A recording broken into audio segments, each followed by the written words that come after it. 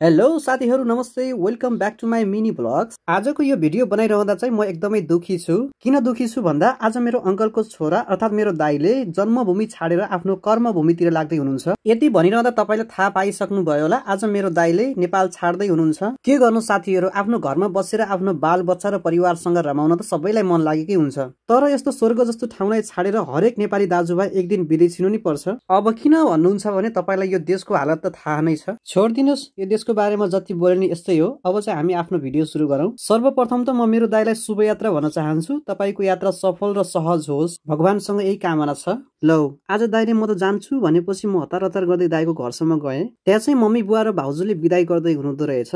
त्यसपछि म पनि पुगेर दाइलाई टिका टारा लगाइदिइसकेपछि सँगै बाटोसम्म अटोमा छोड्न गए। दाइले हाँस्दै जान्छु है भने पनि उहाँको अनुहारमा चाहिँ छुट्टै खालको पीडा देखिएको थियो। त्यो देखेर एकछिन मलाई पनि लास्टै नरमाइलो महसुस भयो। के गर्नु साथीहरु, रहर भन्दा पनि बाध्यता नै ठुलो हुँदो रहेछ। र यतिकैमा गाडी छुट्छ कि भनेर दाइ पनि हतारमा हुनुहुन्थ्यो। त्यसपछि आफ्नो लगेज सँगै आफ्नो सामानहरु अटोमाथि राखेर बिस्तारै आफ्नो गन्तव्यतिर हात हल्लाउँदै लाग्नु भयो। त्यसपछि दाइलाई फेरि पनि शुभ यात्रा भन्दै म पनि आफ्नो घरतिर लागे। यदि तपाई पनि अन्तिमसम्म यो भ्लग भिडियो हेर्दै हुनुहुन्छ भने मेरो दाइको लागि शुभ यात्रा भनेर लेख्नु होला। Thank you.